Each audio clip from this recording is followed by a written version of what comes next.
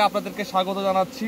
সারি সারি মৌবক্স হলুদের সমুদ্র থেকে মৌমাছিদের মধু সংগ্রহের যে কর্মযজ্ঞ চলে সারা দিন ব্যাপী সূর্যের আলো ওঠার সঙ্গে সঙ্গে, সেই সরিষার মধুটি যে মৌমাছি তার মৌবক্সে যে সংরক্ষণ করে সেটি কিন্তু নেওয়ার কার্যক্রম চলমান আছে। আমরা দেখতে পাচ্ছি আমাদের রমজান ভাই এই যে মধু ঝাড়ছে, মৌমাছিগুলো ঝেড়ে ফ্রেম থেকে আলাদা করছে এবং সেগুলো চলে যাচ্ছে মধু নিষ্কাশন যন্ত্রে।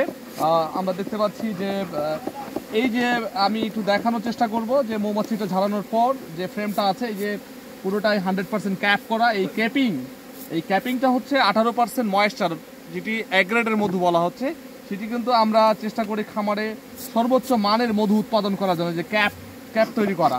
এবং আমি যদি দেখানোর চেষ্টা করি যে একজন মানে খামারি, আমরা যখন খামার থেকে সংগ্রহ করি, আমাদের যে কর্মযজ্ঞ চলে সেখানে কিন্তু প্রচুর মৌমাছি হুল দেয় এবং সেখানে তাদের যে টক্সিন সেটি কিন্তু আমরা আমাদের শরীরে সেটি নিতে হয়। এবং এই কর্মযজ্ঞ এই শীতের মধ্যে এই শ্রমযজ্ঞের মধ্য দিয়ে কিন্তু আপনাদের কাছে ওই এক বোতল যে পিওর মধু যায় সেটি কিন্তু আমরা দেওয়ার চেষ্টা করি এই কর্মযজ্ঞের মধ্য দিয়ে। এই যে একটি বক্স থেকে আমরা আরেকটি বক্সে যাচ্ছি এবং এভাবে সারি সারি বক্স থেকে কিন্তু চলে যাচ্ছে আমাদের মধু নিষ্কাশন যন্ত্রে। সেই মধু নিষ্কাশন যন্ত্রে বাতাসের প্রয়োগের মাধ্যমে সেই মধুগুলো হাতের স্পর্শ ছাড়াই সরাসরি কোয়ালিটি সম্পন্ন মধু আমরা মধু নিষ্কাশন যন্ত্রের মাধ্যম থেকে বের করে আপনাদেরকে যে এমবিএফ এর যে জার সেখানে কিন্তু আমরা আপনাদের উদ্দেশ্যে পৌঁছে দেই। অর্থাৎ যেই মধুটি মৌমাছি নিয়ে আসে সেই মধুটি আমরা ক্যাপিং করে ন্যাচারালি সেটা প্রসেস, ফলে এটি আলাদাভাবে আর ভিন্নভাবে প্রসেস করার প্রয়োজনীয়তা পড়ে না এবং সেটি কিন্তু ইনটেক হয়ে আপনাদের কাছে চলে যায়। অর্থাৎ মৌমাছি যে মধুটি নিয়ে আসে সেটি কিন্তু আপনারা সরাসরি পান।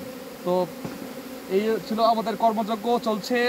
আমরা যদি একটু ভিউটা দেখানোর চেষ্টা করি খামারের ওই পাশটাতে মধুর যে নিষ্কাশন সেটি চলছে, একটি টিম আমাদের কাজ করছে হচ্ছে সিঁড়িগুলোকে আবার পুরোটা সাজানো এবং এই যে আমরা পরবর্তী বাক্সে যাওয়ার জন্য প্রস্তুতি নিচ্ছি। পরবর্তী বক্সে যে মৌমাছির থেকে মধু সংগ্রহটা সেটি কিন্তু আমরা শুরু করেছি।